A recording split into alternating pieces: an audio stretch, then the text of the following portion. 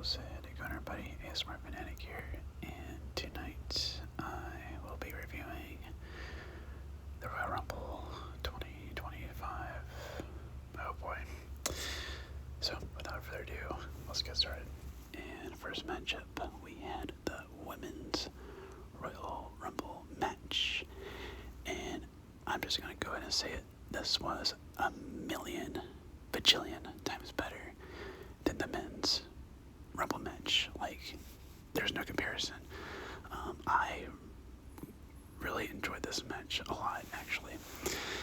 I'm trying to think of if there was anything that I didn't like from this match. I guess the only thing was that Nikki Bella at number 30, it was kind of like, whatever.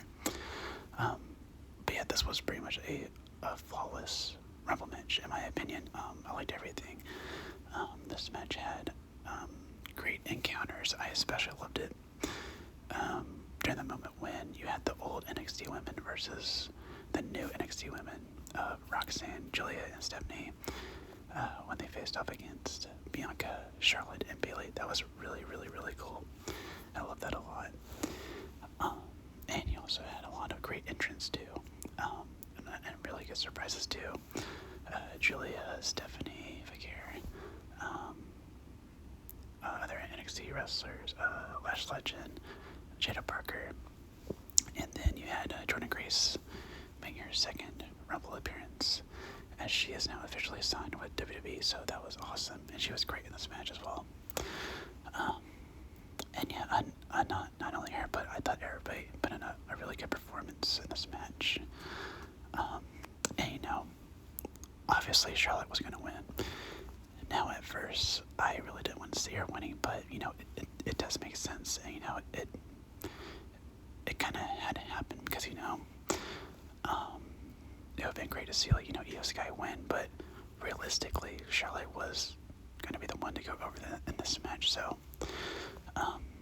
yeah, I really can't complain too much about that. So yeah, a damn good Rumble match. I highly enjoyed this match a lot. So yeah, kudos to all the women. And next up, we have for the WWE Tag Team Championships, for the champions DIY defending their titles against the Motor City Machine Guns. And this was a match that I thought was good, but not quite great. It didn't reach that level that I thought it would go to, but it was still good. And also, the crowd didn't really help this match. They were a bit quiet. They started to get more loud towards the end of the match, but for the most part, they were pretty, like, you know, just sitting in their chairs, not really making much sound. But yeah, the match was still good. It just didn't quite reach, like, that next level that I thought these guys would get to. And also, the ending, I didn't like that much. Yeah, the Street Profits interfering and causing the Motor City Machine Guns the match. But then you saw them attack DIY, so I thought that was a bit interesting. And I do like the Street Profits as heels. Anyways, I don't like them as faces, so yeah, I am taking their new attitude. Or is it new? I don't know. I don't really watch weekly WWE programming, so I'm not too sure. But yeah, we'll just see where this leads to. And in the semi-main event, we had for the undisputed WWE Championship, the champion Cody Rhodes defended his title against Kevin Owens in a ladder match. And this was a match that I honestly wasn't looking forward to all that much, due to the fact that I didn't think that Kevin Owens was going to win this title. I thought it was pretty obvious, or actually really obvious, that Cody was going to retain. And I don't know, I just felt like this feud was just kind of like, just there, you know, it didn't particularly like interest me all that much. But I do enjoy ladder matches, and this was also enjoyable. Good stuff here. I did see a lot of people on Twitter X like really going crazy over this match, like saying it's like one of the best ever. I wouldn't say that. I loved the beginning of it, where they like brought into the crowd.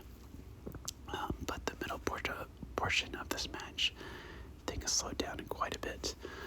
But the ending was great. That Alabama Slam to Kevin Owens through the ladder on the announce table was awesome. It looked brutal.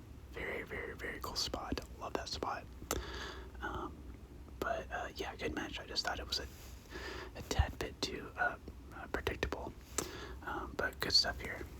And in the main event, we had the men's Royal Rumble match.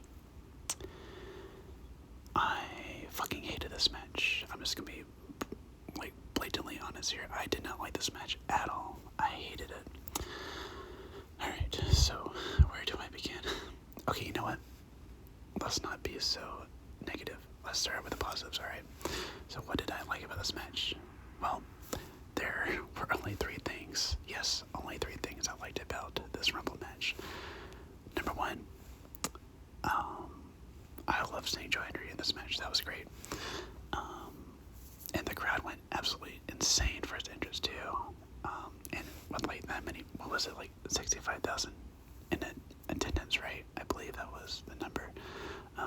Yeah, what a sight to see. And just hearing them like all like sing his theme song. That was great. I love that moment. Second thing I loved about this match was the spear that Brown Breaker gave to iShow Speed. Now, iShow Speed is someone who I find extremely annoying. I just don't like the guy at all. I don't find him humorous whatsoever. And I was pretty pissed off at first that he took a spot in this Rumble match. But it was worth it seeing Brown Breaker giving him a vicious spear. Like, he hit him like, bah, like it was brutal.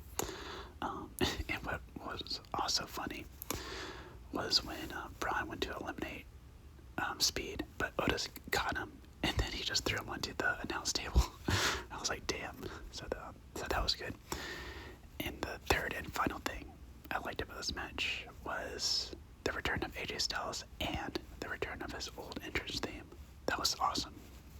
Cool stuff. Alright, now onto the things that I hated about this match, which is pretty much everything else. So for starters, you had Penta and Rey Mysterio starting things off. Alright, I had no problem with that. That was actually really cool. I was like, oh shit, this is awesome. They botched quite a bit, and Penta, I saw the replay multiple times on Twitter. I think he actually eliminated himself. Yeah, that did not look good at all, and there was also some other things that they messed up on. Yeah, it just, I don't know. I feel like they were trying to do too much stuff,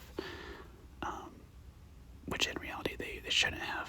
They should just like, slow things down, or no, like, speed things up at first and then just slow things down. But they just went bomb, bomb, bomb, bomb, bomb. So yeah, so they were just going too fast with their stuff.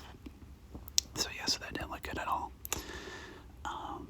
Another complaint I have is that there were no NXT entrants. It would have been awesome to see Obafemi make an appearance, but he didn't. So yeah, what a waste. And also no legends. Now I know people aren't only the biggest fans of legends, coming back, because that's just a waste of a spot. But I will take legends over celebrities any day of the week getting an entrance spot. So yes, that was a bit disappointing. No, honestly, there weren't really any big surprises other than Joe Hendry. Speed was obvious. I knew he was going to be in the Rumble, but yeah, no real big surprises. Okay, now onto the things that really pissed me off. So the first thing, actually, I should mention this first. I felt like they should have had more main eventers in the first half of the Rumble match, because to be honest, in the first half of the match, you had all mid-carders. I mean, like that's what it felt like. They were all mid-carders. There were no big time stars, like current big time stars, no main eventers, no one. They were just all mid-carders. So it was like, okay, well, no one is realistically going to win here, so let's just wait for the big time wrestlers to show up. So yeah. And then, alright, this really pissed me off. So there was a cool moment where Braun and Roman faced off, and then Braun hit a spear on Roman. Alright, that's awesome. I love that. So he immediately picked up Roman, went to go throw him over the top rope, and then Roman, miraculously recovered and eliminated Braun Breaker. Are you fucking kidding me? He basically no-sold Braun's spear. Like, give me a fucking break. I was so pissed off when that happened. Gosh, like I was mad. And then you had Logan, fucking Paul. I hate this guy so much. I know hate is a strong word, but I actually hate him. I don't give a shit about him. He's just a vile person. For someone who films like dead people, like, go fuck yourself. Anyways, that's a totally different topic. But yeah, in this match he eliminated CM Punk and AJ Styles. I was getting a headache. I was getting like a migraine. Like, when I saw those happening, I was like, you gotta be, I'm done. I was like, I quit. Why am I a WWE fan?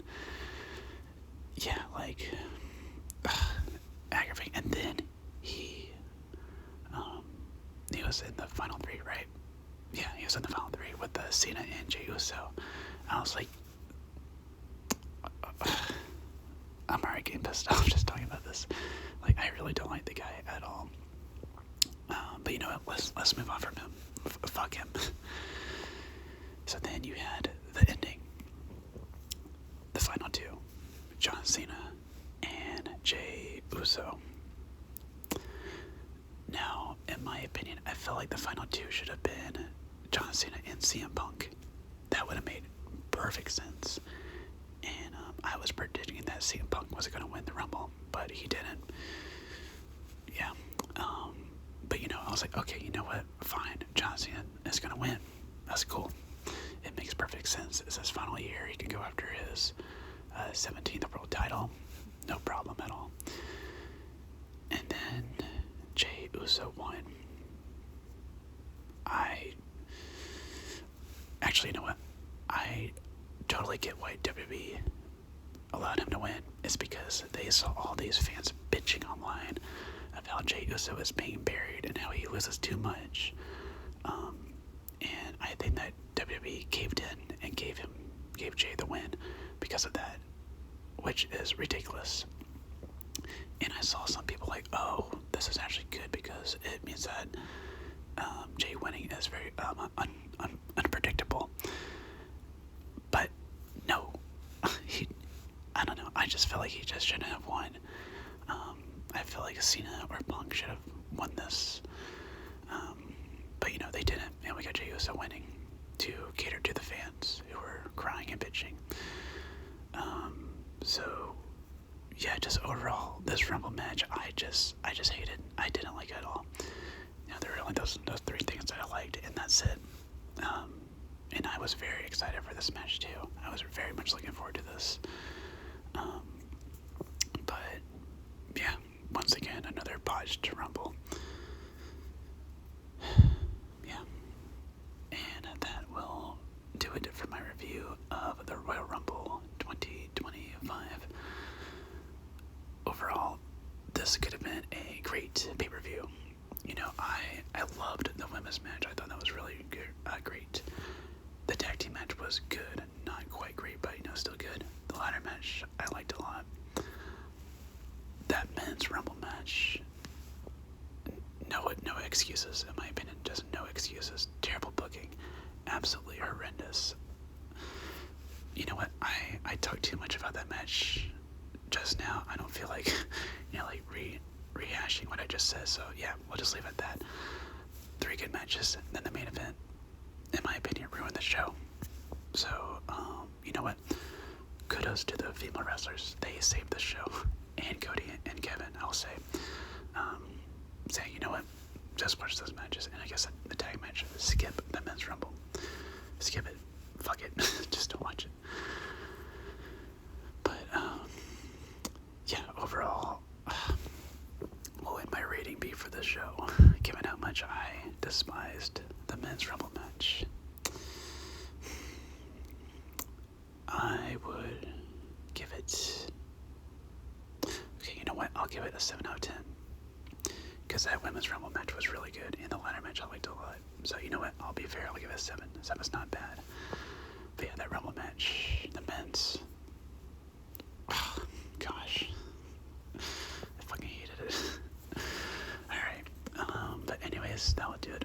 this video. As always, hope you guys enjoyed, and let me know in the comments down below what you guys thought about the Royal Rumble 2025 pay-per-view. And with all that being said, this has been the ASMR Fanatic signing